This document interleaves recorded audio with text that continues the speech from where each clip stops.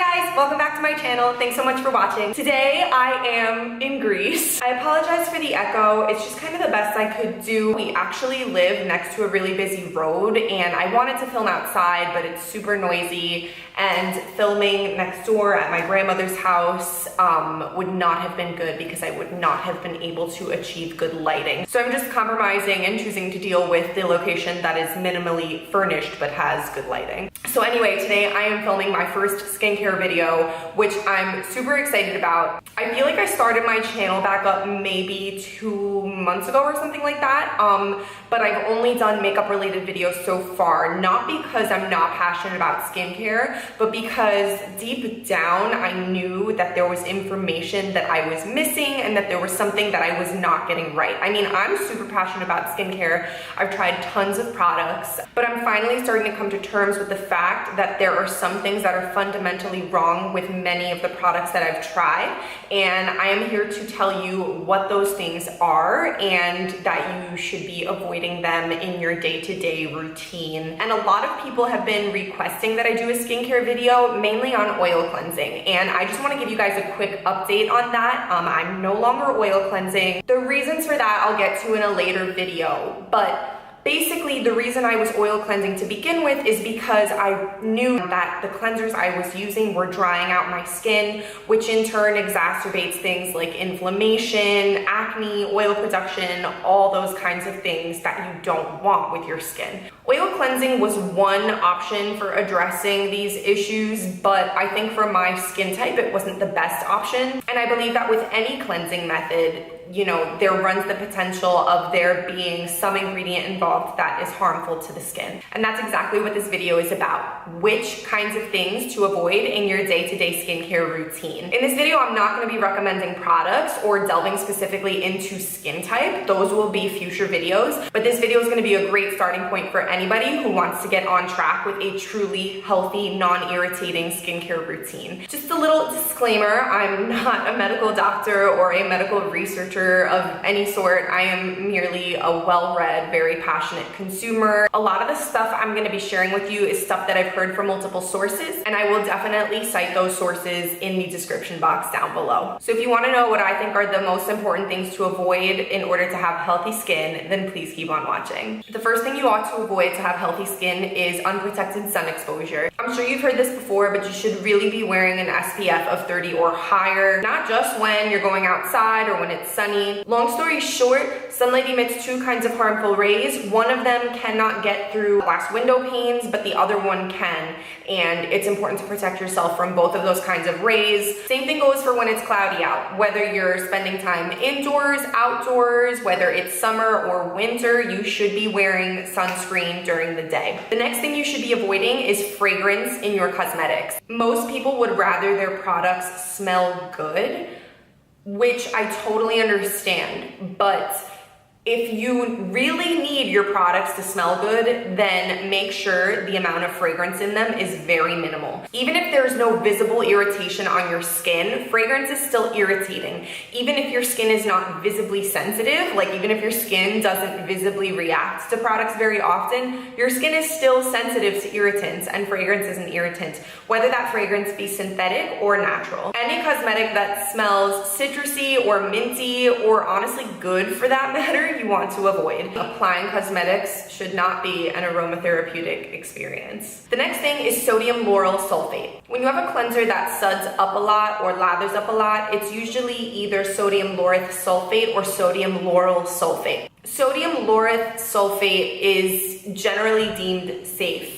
Sodium lauryl sulfate, on the other hand, is not. It is incredibly drying and irritating to the skin. The next thing you want to avoid is too much scrubbing or pulling. Now, there's nothing wrong with using something like a Clarisonic brush as long as you keep it on a setting that's like for sensitive skin or like a low, gentle setting. But think about it, like by the time you remove your makeup, cleanse, tone, that's a lot of tugging and pulling. So just make sure that your makeup remover and or cleanser remove makeup effectively and that they're gentle. If you're going to use a physical exfoliator or a scrub on your face as opposed to a chemical exfoliator, which I'll get to in another video, but if you're going to use a scrub, make sure, like, do your research and make sure the exfoliant in there is a round exfoliant. Granules that have an irregular shape to them are going to be much more tearing on the skin. If you want to avoid this altogether, then just use a chemical exfoliator instead of a physical exfoliator. But again, the idea is not to do too much pulling or tugging on the skin. And I saved for last what I believe to be the most impactful piece of advice, because it is in so many cosmetics, so high up on the ingredient list. And that ingredient is simple alcohol. The most common simple alcohols that you'll find listed in your cosmetic ingredients are denatured alcohol and isopropyl alcohol, if I'm pronouncing that correctly. There are fatty alcohols, which are really good. Those are like cetyl alcohol and cetyl alcohol. Sorry, I cannot pronounce it. But I will list it in the description box down below so you can at least recognize it in your cosmetic ingredients list. But those fatty alcohols are usually added to thicken a product, but those fatty alcohols are actually really good for the skin. Simple alcohols, like denatured alcohol, are often added to cosmetics to give them a more lightweight texture. They're often added to serums so the serums can penetrate deeper. Now, serums are supposed to penetrate deeper, but there are other ways of getting a serum to do that other than denatured alcohol. Denatured alcohol encourages cell death, will dry out your skin, which is just not okay. That's going to age your skin more quickly, trigger more oil production at the base of the pore, and make many acne treatments and moisturizing products totally ineffective.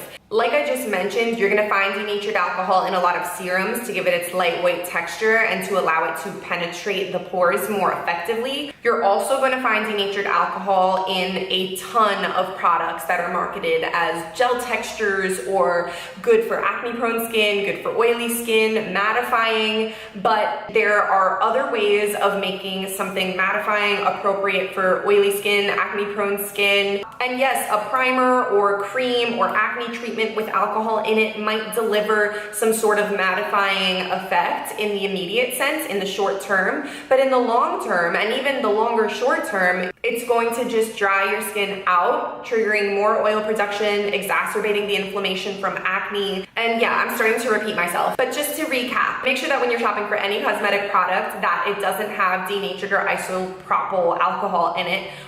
If it's towards the bottom of the ingredient list, I wouldn't worry so much, but a lot of them have it as like the first, second, or third ingredient, and that is bad news. You also want to make sure that none of your products contain fragrance, synthetic or natural. You want to make sure that the manner in which you apply and remove products does not create too much pulling or tugging on the skin. You want to make sure your cleansers do not contain sodium lauryl sulfate as their sudsing agent. And you want to make sure that any daytime moisturizer you're using has an SPF in it. And all of this brings me to my next point, which is kind of an afterthought, but is still relevant, which is what most of us do worry about in our cosmetics that we really shouldn't be focusing our attention on. The first thing is natural versus synthetic. So everybody that knows me knows that I'm totally more inclined to put something natural on my face than something synthetic. But that desire for me really stems from wanting to use something that's not going to irritate or dry out my face. As it turns out, a lot of natural ingredients are bad for you. Just because it's natural doesn't mean it's good for you. I mean, poison ivy is natural, hello? Lots of plant extracts are irritating, and as I mentioned before, lots of fragrances are natural and fragrances are irritating. So fragrant plant oils are something that you want to avoid, for example. And this is something that I didn't think I would say ever, but I'm saying it now. A lot of synthetic ingredients are just as safe and just as effective as their natural alternatives. And my general point is, it's not about synthetic or natural. It's about good versus irritating. And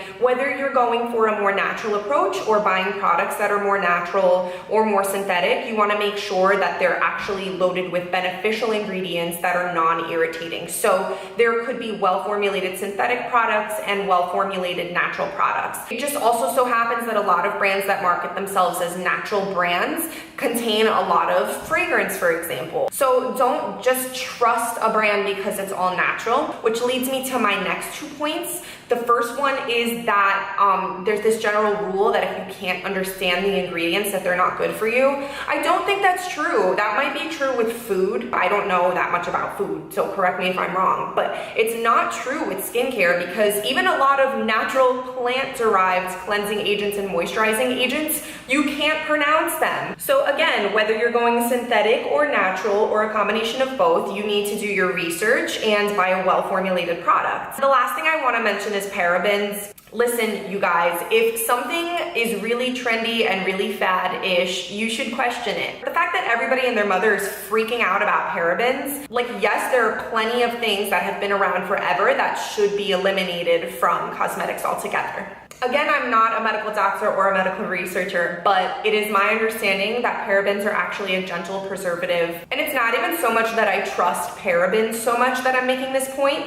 It's more that I'm saying that, okay, if there are not parabens in a product, then like what else is in there preserving the product that could be potentially more harmful, less well-researched, and less gentle, more irritating, etc., etc. I definitely am planning on doing more research on preservatives and updating you guys later. But again, as I kind of mentioned in my intro, you can be a total skincare fanatic and try everything out there and read every blog out there. But there's so much like actual research to be considered. And don't get me wrong, I don't believe that science is the end-all be-all of life. I am absolutely critical of the distinction between good science and bad science, but do I believe that some science is better than other science? And do I believe that there are experts versus non-experts? Yeah, totally. So long story short, I believe that there are things that we should be way more suspicious of than parabens. But for now, I hope this video gave you a good starting point as to what you should be avoiding in your daily skincare routine. And for those of you who are skincare fanatics like me and you have mainly been conducting your own research this whole time, just trying out products and reading blogs and stuff like that, and you're finding a video like this and information like this really devastating, like, yeah, girl, I totally get you. Like, I have spent so much money on products. I have done so much research that I thought I was sure of, and now I'm finding to be completely wrong. And yeah, this is like kind of upsetting, but trust me, in the long run, it's way better to face the facts. So let me know what you guys thought of this video. Let me know what you'd like to see next, skincare video or otherwise. Please don't forget to subscribe. I'm kind of like on vacation right now, but regularly speaking, I upload every Monday and Wednesday, and I'm gonna definitely be uploading more skincare videos, and as usual, I'll be uploading makeup related videos as well. So thank you guys so much for watching. I hope you're having a great day, and I'll see you next time. Bye.